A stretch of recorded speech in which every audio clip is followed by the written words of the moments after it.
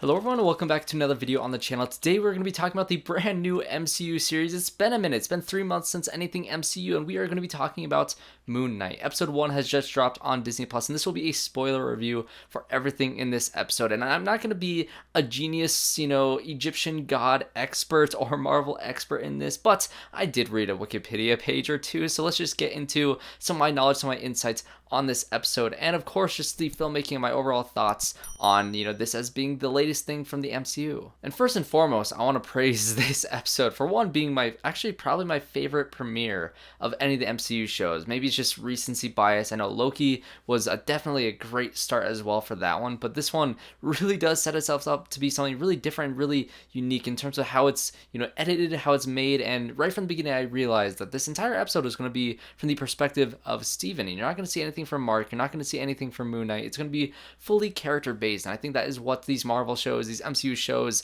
has done in specific, is diving into the characters before anything else. And I think this is the most apparent example of this in terms of all the MCU shows that we've gotten thus far. The story actually kind of falls together in a similar way that Memento does. If you guys haven't seen Memento from Christopher Nolan, I highly recommend it. I think it's his best movie, not my favorite of his, but it's his best movie that he's ever made. And that one, it's about a character who has short-term memory loss, and so that movie plays in a backwards order. It plays backwards from the ending of the story to the beginning of the story, creating a full narrative by the end of it. And so this one is kind of similar in terms of you don't get to see the things that the character should know because he can't remember the things when he's not Steven. So like I said, this entire episode is from Steven's perspective, and so you don't get any insight on what Marc does. You see moments where Steven snaps back into consciousness and you see his hands all bloody from beating up these guys or from killing these people or whatever he's doing. He's driving in a car, or he wakes up in a completely different place several days later. There's so many moments in this where you just don't get to see it, and I cannot wait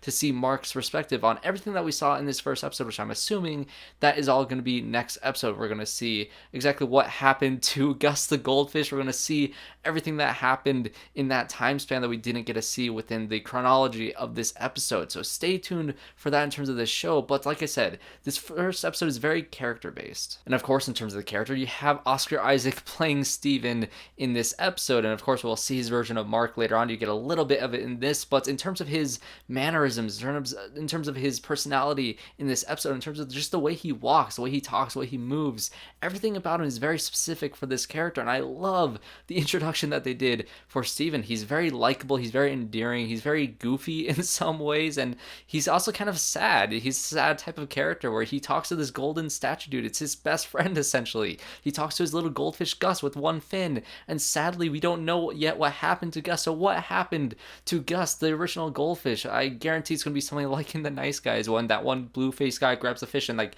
throws it at someone. I'm sure Marc kills this fish on accident, and you have a whole storyline where Marc is struggling to find a new fish with one fin that we will hopefully get to see in the next episode. That sounds so funny to me. And so this idea of bouncing between these two personalities and having this conflict between these two characters, both played by Oscar Isaac, is so much fun. Just his mannerisms alone between him and when he's talking to Marc in the mirror is so unique between the two. It's so distinct, and that is when you have a great performance from a lead actor. And I will praise Marvel for one thing. There's a lot of behind the scenes crew, whether it's the editor, the production designer, or the director, or whoever it is behind the scenes. They have a lot of people that are actually Egyptian. Same with the composer. The music in this episode was fantastic, and you have an Egyptian composer in this. And I do feel kind of bummed that Oscar Isaac is not Egyptian. The main character in the show is not Egyptian.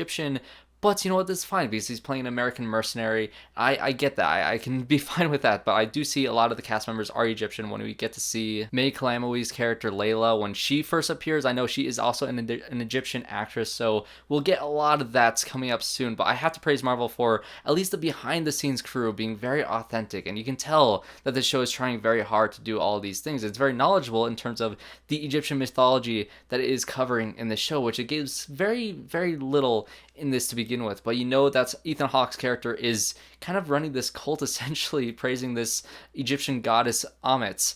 And so I don't really know too much about Ammit besides, that scene where Ethan Hawke is kind of, talking to that woman and seeing if her soul is balanced or if her soul is pure from Ammit's perspective. And what Ammit will do is Ammit will consume the soul or consume the hearts of the person that is not pure in terms of trying to feed itself. And so I find that fascinating. I'm curious to see where that goes with Ethan Hawke's character. He's very creepy in this episode. I like his performance quite a bit. And of course, when you have, him making fun of, the Marvel movies and the superhero movies taking over Hollywood, as he complained about a few years ago, and now he is in an MCU show himself. So I'm curious to see how his role will turn out, how he will be as a villain, and I'm not sure exactly where this will go. So I'm excited to see what will happen with that character. And of course, you have the opposites of Ammit being Khonshu. And again, I don't know a lot about Khonshu. I do know that he's the Egyptian god of the moon, and so obviously Moon Knight, that's going to be this type of personality. I don't know who voices him actually. Actually, it's F. Murray Abraham. He was in a few animated things that you might have seen. He's also in the Grand Budapest Hotel, and his voice was very deep and commanding, and I like this. But I guess the dynamic that's going to be between Steven, of course you have Marc, and now you have Khonshu in the mix too, to see this, god who's kind of a defender. And so that is the very little amount that I read about him as a character. And I'm curious to see, again, how authentic they're going to go with these Egyptian gods, and how deep they're going to go, and how deep they're going to explain these things. I'm sure they're going to go really deep into it in the next episode, because Steven's character is essentially going to be our window into this world. He's the one who doesn't have any knowledge of all of these things. And so Marc is going to have to teach him all of these things. Maybe Layla's character will have to teach him some of these things, but I'm curious to see, again, Marc's perspective of everything that happened in the events of this episode, because we missed a lot in this, and you see a lot of the opposite perspective in the trailer. And so I cannot wait to see all of that stuff and how it all falls together. And along with all the technical aspects of this, I have to praise Mohamed Diab for being the director of this episode. He did a fantastic job balancing all the reflections and all this, and the cinematography in general was phenomenal in this episode. I think if I have any real negatives, there are some iffy parts of CGI, but you know what? I can forgive that, because this episode was so fast-paced and entertaining to watch that I don't really care too much about that. And again, I don't blame the technical artists behind the visual effects of that, because maybe they just didn't have enough time to do it. But at moments it's noticeable, but it's not the worst thing in the world. But in terms of the actual direction, in terms of the design, there's one wonder take when he's talking to Marc in the mirror towards the end of the episode, where it's all this wonder and it's bouncing between the two reflections, and it's kind of incredible to watch how great and how well done the direction is in this episode. And the next episode, I believe, or there are some episodes of this show directed by Benson and Moorhead, who I love as directors. I do have a review up for their new movie that is not out yet. I saw it at Sundance, Something in the Dirt. And also there's some, people behind the scenes that work on Justin Benson's previous movies that are now working in the MCU. So good for them. And I'm excited for Mohamed Diab, because this was a very, very well directed episode. So what did you guys think of the first episode of Moon Knight? If you have any more insights into the comics, into these characters, into the Egyptian gods, and all the backstory behind all of that, definitely comment down below if you guys have any more insights on that than I do. And if you enjoyed this video, I'll most likely have weekly reviews for this show. I did review the first episode of Halo a few days ago, and so I also have that up on the channel. I might do weekly reviews for that. I'm not quite sure yet. It'll depend on that second episode, but I will for sure be doing weekly episodes for this, along with movie reviews. I am seeing Morbius tomorrow, so I am very, very excited to watch what I am assuming will be a terrible movie, but I'll go in with open expectations, so I'll have a review up for that very soon as well, along with Fantastic Beasts and The Secrets of Dumbledore. That is also next week. So thanks guys for watching this video. Like I said, comment down below, leave a like if you enjoyed this video, and subscribe if you want to see more just like this. So thanks everyone for watching, and I hope to see you all in my next one.